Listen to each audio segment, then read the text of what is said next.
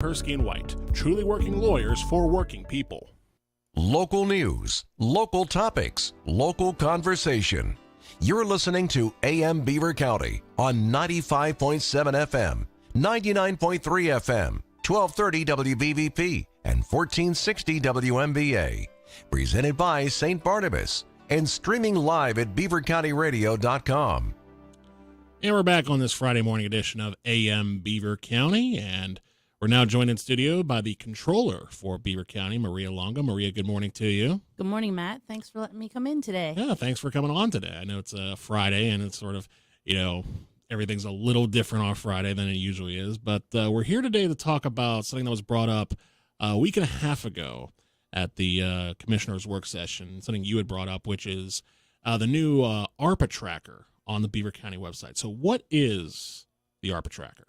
So the ARPA tracker is going to do is, so the county received $46 million so far, which is half of our ARPA funds through the federal government, and we're due to get another $46 million. So the county's is going to receive $92 million in American Rescue Funds, which is a big number. Yes. The commissioners have met about that, and they've kind of allocated it. They have specific things they have to spend it on, infrastructure, things like that, many different things that have rules for that, and they've allocated that into probably 5 buckets. So they've done the major allocation. So what we did with the trackers at the controller side is we're going to track that money as it goes out when it's actually spent. Mm-hmm. So you can go in the tracker, you can see what was allocated, what's been spent to date, who's getting the money. So it'll go down to the detail. You can see all the different vendors that are going to receive that money. And there's many different pages on that site that allow you to do that many different ways. So that's basically what the tracker is about, is going to be able, over the next 3 years that we're spending this money, you'll be able to go on and see how much we spent and who it's gone to. Now, you mentioned the 3 years there. Is that the deadline for the money to be used, or is that just sort of a general probability of how much time it's going to take to spend this money? So per the guidelines, we have until, I think it's September 2024 to basically commit all the money. Okay. So the projects have to be done. They have to know where they're going to. We can pay the bills through 2026, but all the projects have to be through 2024 September. And so that means that what would happen if there is money, because I know you mentioned $92 million. If all that money is not allocated, what happens then? Or does it all have to be allocated by then? It all has to be, or we have to give it back by September 2024. Okay. Odds of it not being, we've already over allocated the first $46 million, so I don't think it's going to be hard to spend the 92. So we're already halfway there, so the other half shouldn't be that hard to pull off. There's just so much infrastructure, I think, in the county that the commissioners will surely, right now, just give you an idea, the municipalities they were the first ones where we sent out basically what projects do you have? And we got back $70 million worth of projects. Oh. So the commissioner said, well, we've only allocated about $10 million, but we know there's so much out there, so they upped it. So they're actually doing almost $20 million in infrastructure. So if we get towards the end and we're like, we haven't spent the money, there's plenty of infrastructure. I think we could go back and help the municipalities do what needs to be done. Now, the idea for this tracker, what brought that on? Because it feels like there's this element of transparency that comes with the tracker being on the county website. Yeah, transparency was big for me. I know some places, like you have to do the right to know, they drag it out and things like that. To me, it is all taxpayer money. The information should be easily accessible to the taxpayers to see how we're spending their money. So I decided early on with this that we would have a up-to-date, or as up-to-date as we can. Our plan is to update it every month of what is being spent and who it's going to. And that is important because even though it may not have, I know when you go to the page, I've been to the page already, it shows you those 5 buckets like you mentioned.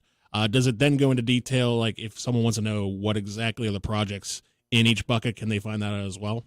So they can. So if, like for the municipalities, you can click on it and it'll show you all the different projects that were requested. Now going forward, we didn't stipulate they had which project they had to spend it on. Like if a municipality asked for 3 different projects, we kind of said, okay, we're going to give you $1 million. You can pick which project to do that on. So going forward, I'll have to see how hard it will be to show what project's being spent on. The other thing that's missing right now is you can see a vendor name, but you don't know what the reason was that that money was spent on. So in the future, I'm considering putting just a description of we bought masks, or, this was for improving the ventilation system for air purity, things like that. Because right now you don't see that detail. You only see who the vendor was and how much was spent. So they'll know who the money was spent for, but not why it was spent. Exactly. Unless it's a municipality where they list all the projects. But for all the other buckets, it does not right now. Gotcha. We're talking with Controller Maria Longo about the new ARPA tracker, and that. How can they access that? I know that's on the county website. Where would they go to find that? So they would go to the controller's webpage, and right on that main webpage, you'll see in the menu bar, it'll say American Rescue Tracker. American Rescue Tracker, and then they'll be able to see all the space for the $92 million, which is still just amazing to think about, that the county just has $92 million at their helm just to, well, we'll get to that. We'll get to that because I was about to say something and then I was like, wait a minute, that's one of the main reasons we're having this conversation right now.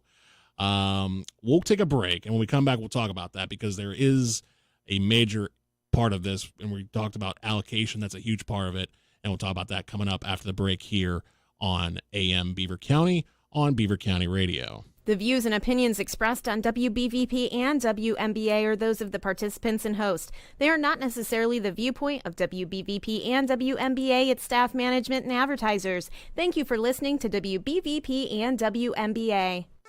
People join Walk MS to raise awareness and funds that change the world for everyone affected by multiple sclerosis. MS attacks the brain and spinal cord. It's the most common neurological disease leading to disability in young adults.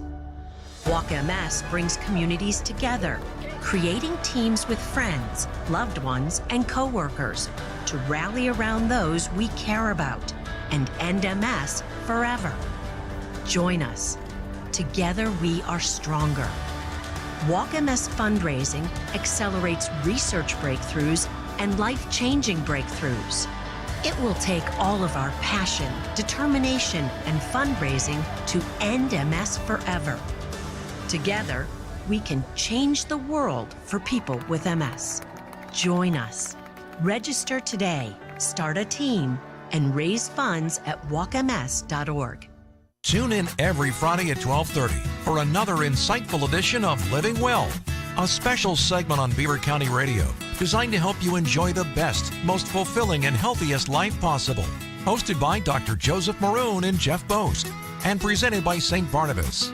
Living Well, Fridays at 12:30, right here on Beaver County Radio, WBVP Beaver Falls, WMBA Ambridge, along with 99.3 FM and 95.7 FM.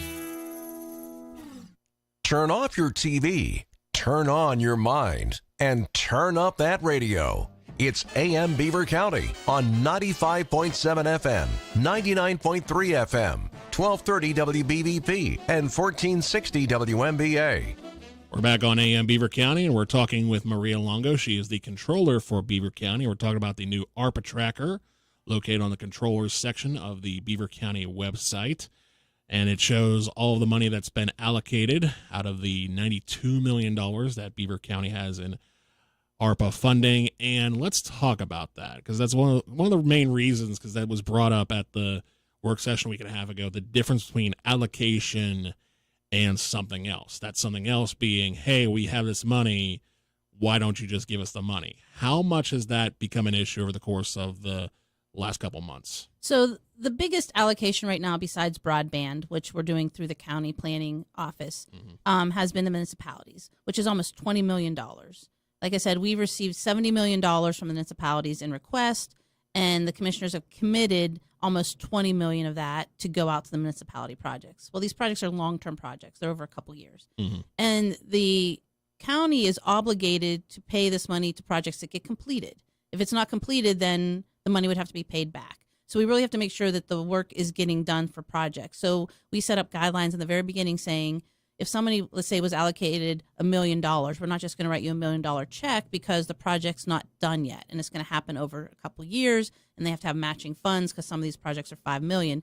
So what's going to happen is when the work is done, you submit the invoices to us, and we reimburse you for the work that's being done.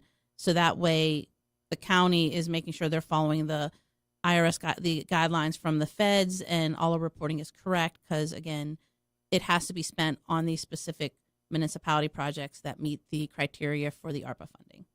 So in essence, it's not a matter of we'll give you the money to do this project. You do the project, and then we'll give you the money to reimburse the funding from it. Correct. Why has that been such an issue so far for certain? Has that been an issue mainly? They've had a few phone calls to the commissioner's office. I don't know if just the communication wasn't understood in the beginning. It was a big application. There was a lot going on. It's been probably a 2-month process to get all this through, if not 3 months. So there just might have been a communication error in how we were going to then execute, submitting the funds to the municipalities. So it might have just been that coming out of what's the process once we actually said we're going to pay you. Right. And to be fair, I think it is a good process to have because realistically, if you do cut the checks first and then, give them the time and space, like, okay, here's the money, now go do the project, then you run the risk of the project not getting done and wondering, okay, well, what did you guys do with the money? Well, exactly. And from the county standpoint, in terms of reporting, if we would cut a check and we had no supporting documentation for that for filing, we would have to follow up with each municipality for the next 2 years on all those projects and make sure that we get it which is a lot of manpower for us to follow up, keep following up. Did you spend it? What you spend it on? We need to report that. Now we know you spent it. We have the supporting documentation. We can file that. Our records are good in terms of how we spent the money.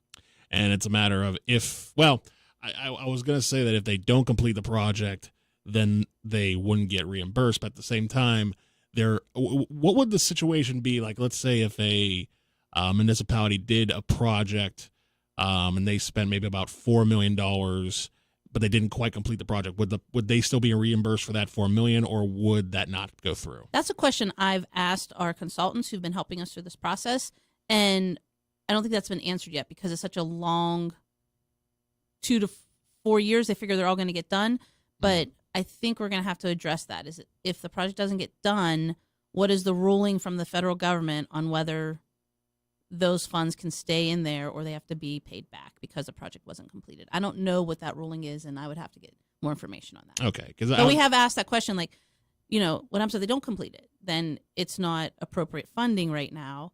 What's the ruling going to be from the federal government, and are we obligated to give that back now? So right, because there could be that possibility where the federal government says, okay, well, they've completed this much of the project, reimburse them for that, and then from this point on, they're on their own. Correct. And they can change the rules however they want along this next 3-year process. So as of now, the project has to be completed, but that could change over time.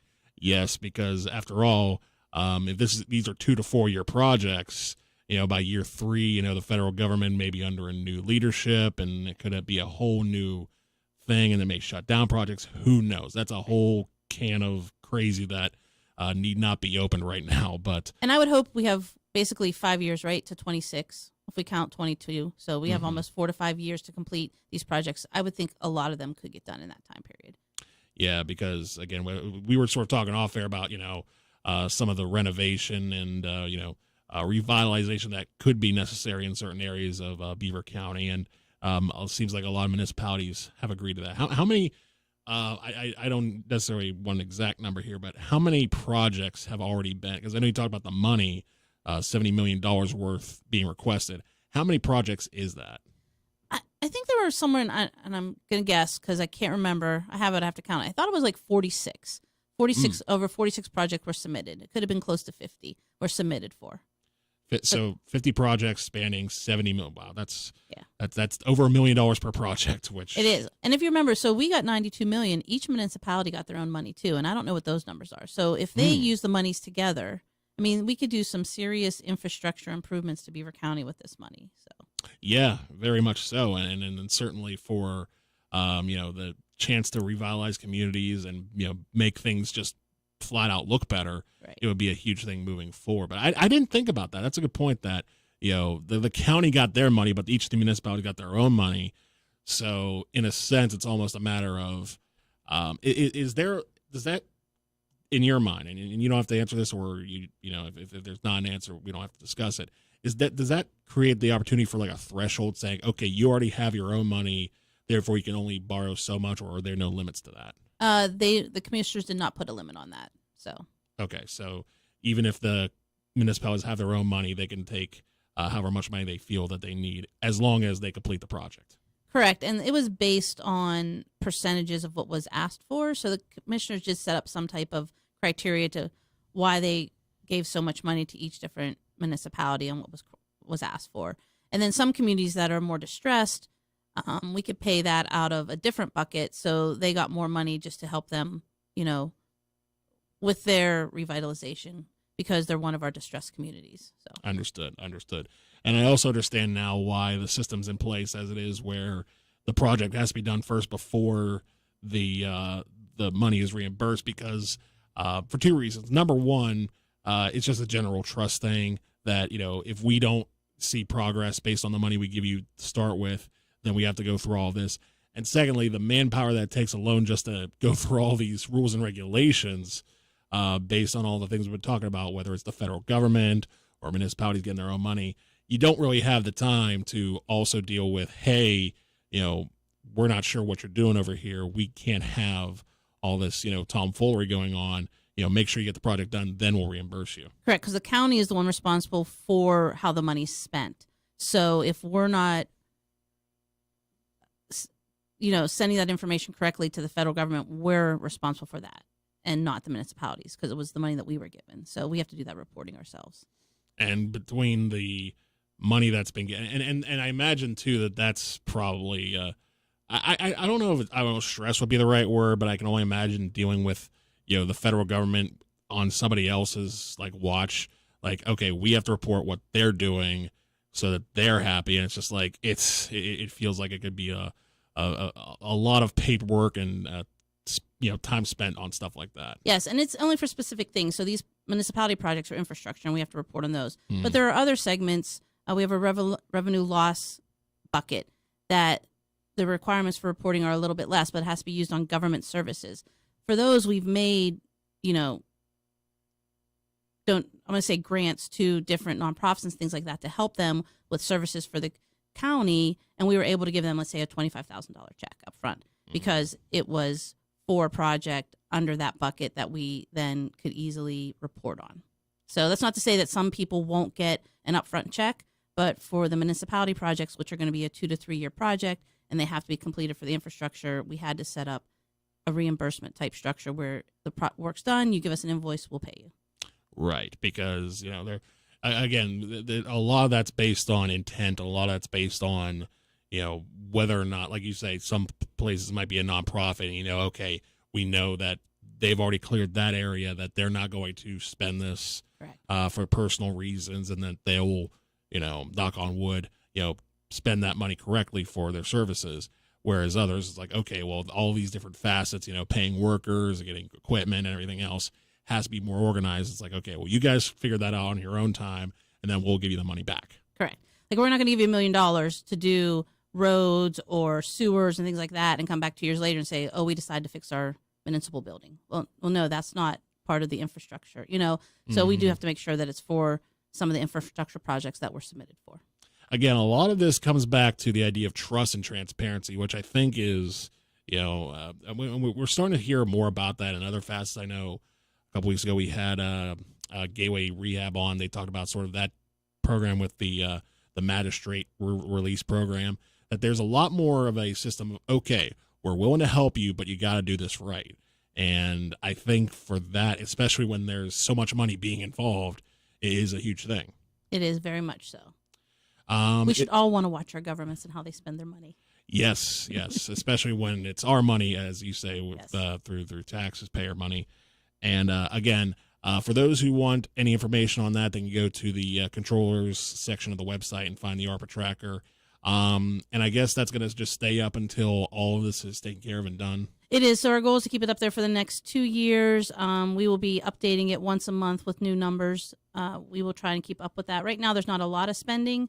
That is going to start picking up. So yeah, because then the projects will actually start getting started, and then hopefully at that point, the projects will go through, the reimbursements will happen, and for all intents and purposes, Beaver County will be a better place. Or Let's hope we're gonna. you know, We have a it'll lot. look better at least. We'll have a lot of investment in infrastructure and improving the county. So Yes. So, Maria, thank you so much for stopping by today to talk about that with us. Because again, it's an important time, and it could be a very positive time. But I think there was a little bit of confusion in there, and there still may be down the line as we talked about. But a little clearance every now and then is good to hear from. So thank you for Matt. coming in to Thanks talk for about being that. here. Thank you.